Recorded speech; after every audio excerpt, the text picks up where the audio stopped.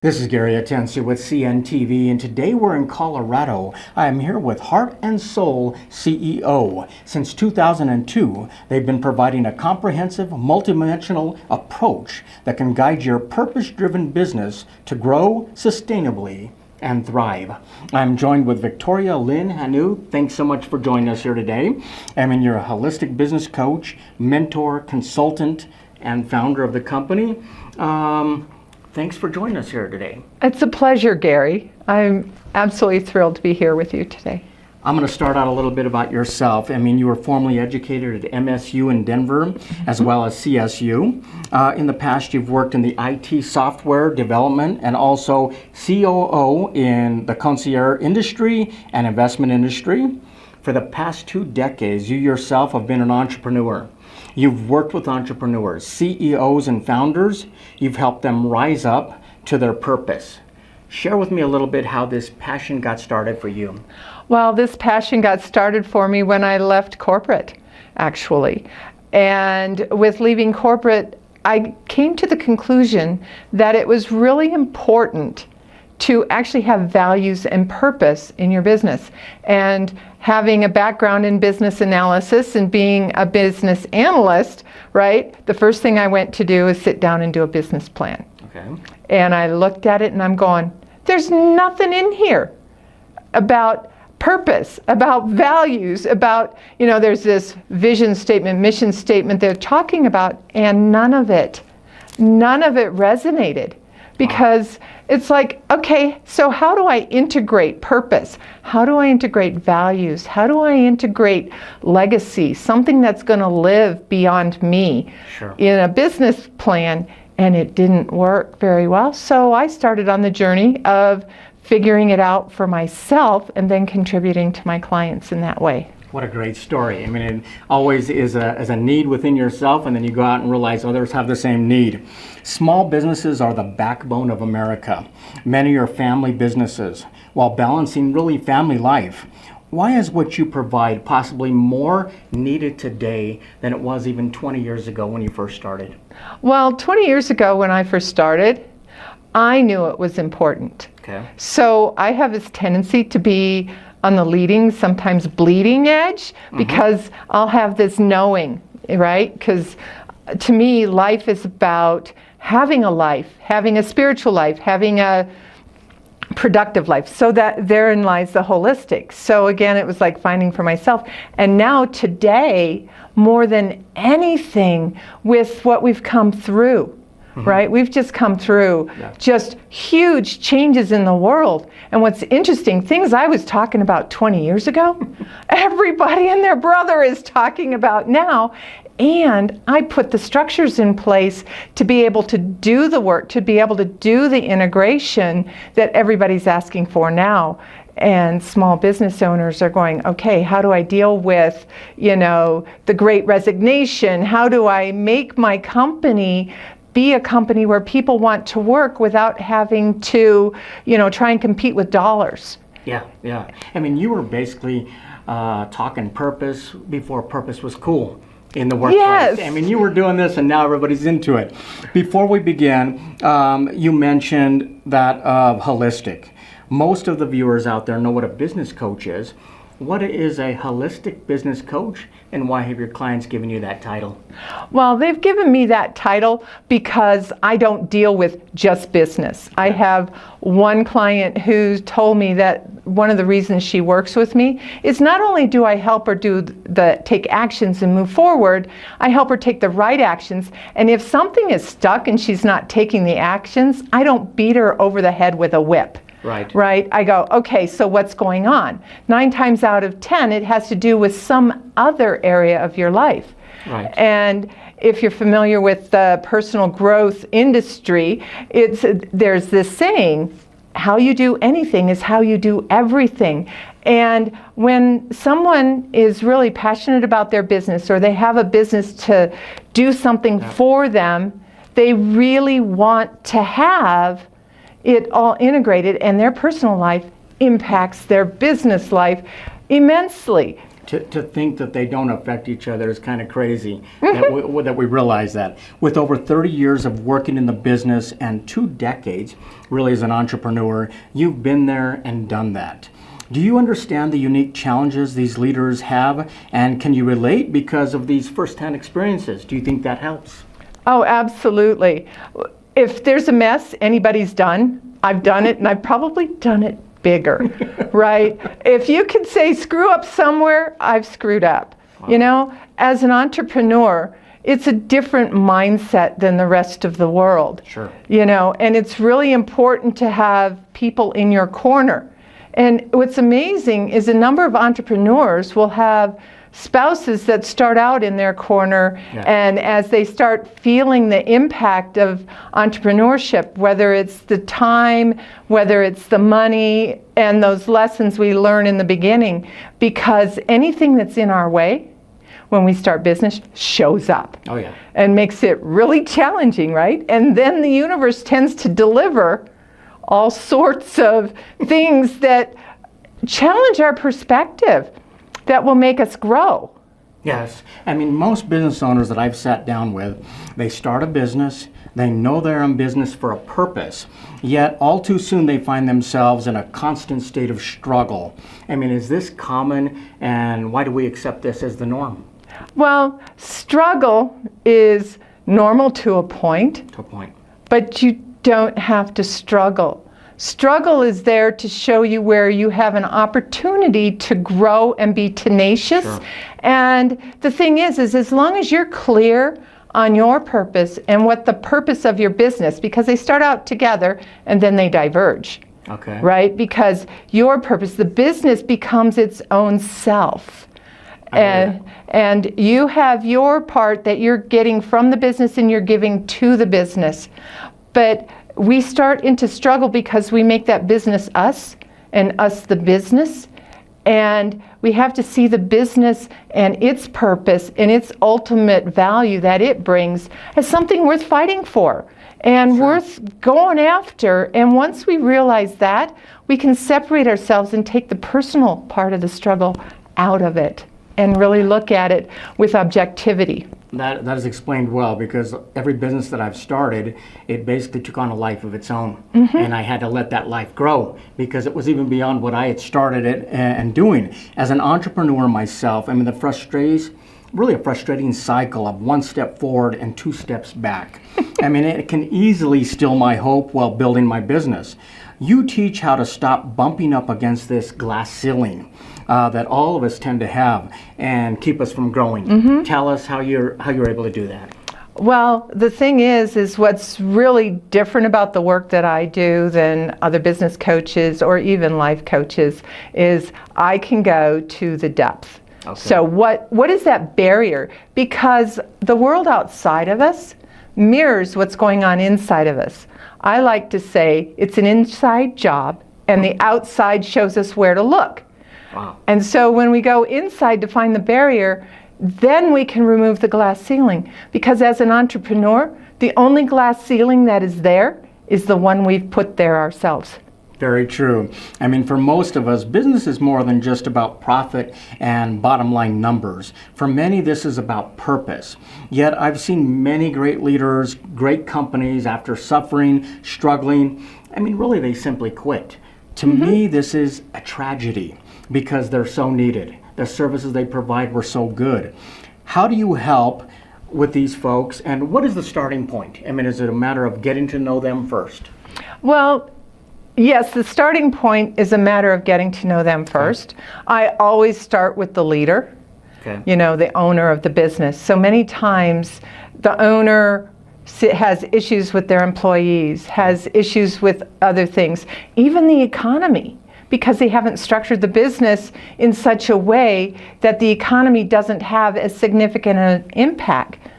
And they can be innovative, right? Okay. But all innovation comes up here. The ability to solve problems comes up here in the beliefs.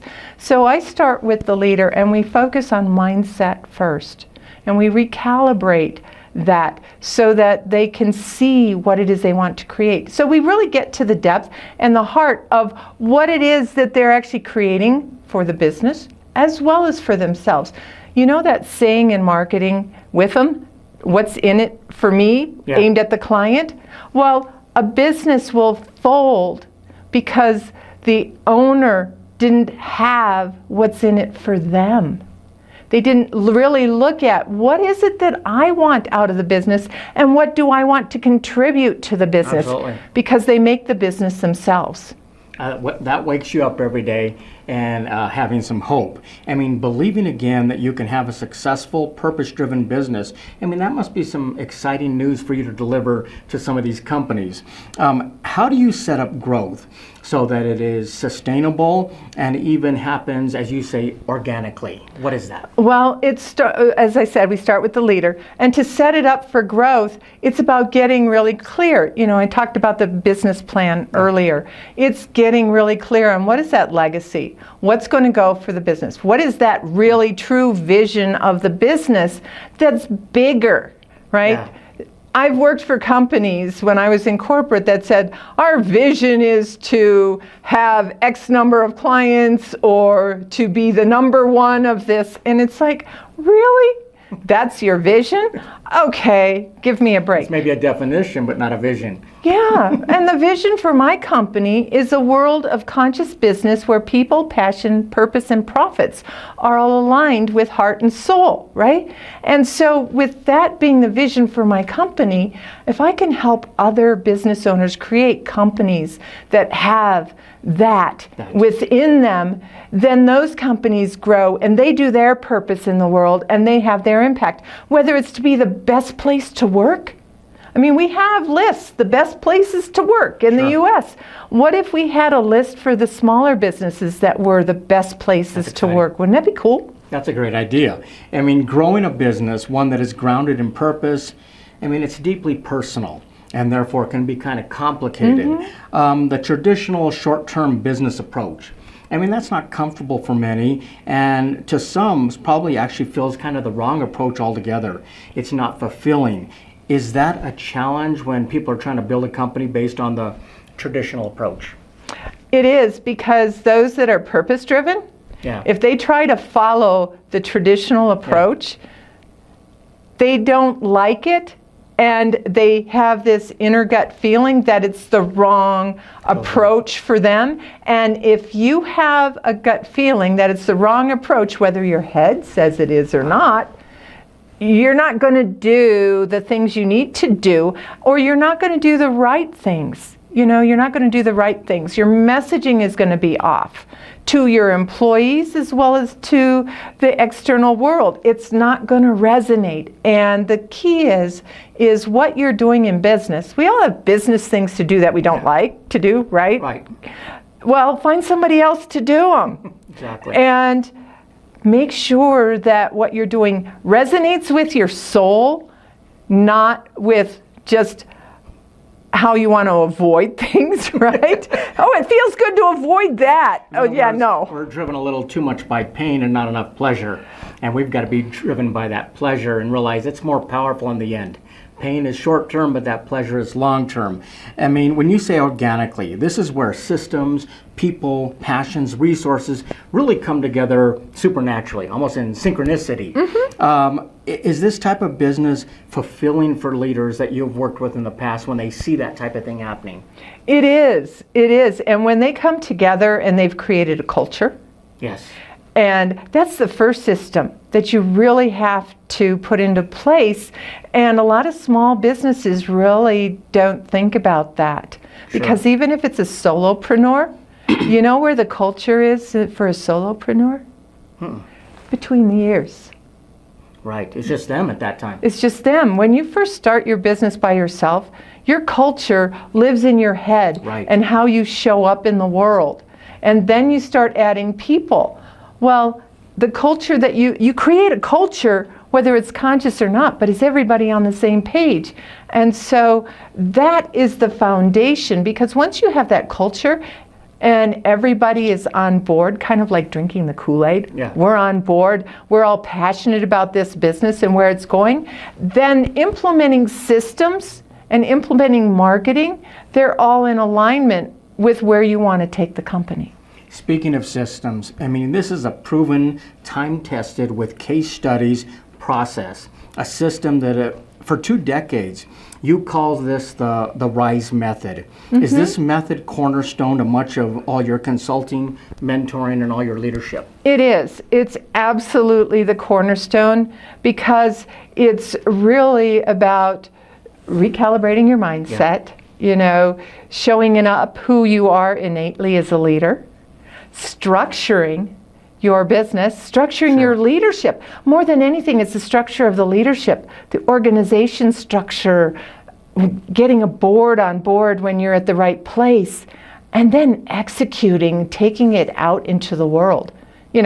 Nothing happens if you don't show up in the world. You can do all the inner work, you can do all of this stuff structured till you're blue in the face. But if you don't execute and evolve, and that's the key word of that part of the RISE, is you have to be able to evolve and have that presence of mind, that openness to be able to align with who you are, to have everybody else on board aligned with who they are. If everybody's showing up in their genius and their uniqueness of who they are, can you imagine? Oh, yeah. I mean, like you say, the willingness to evolve. I mean, what worked yesterday to get to where you are today is not the same thing that's going to get you to tomorrow. No. I mean, it changes. Things change.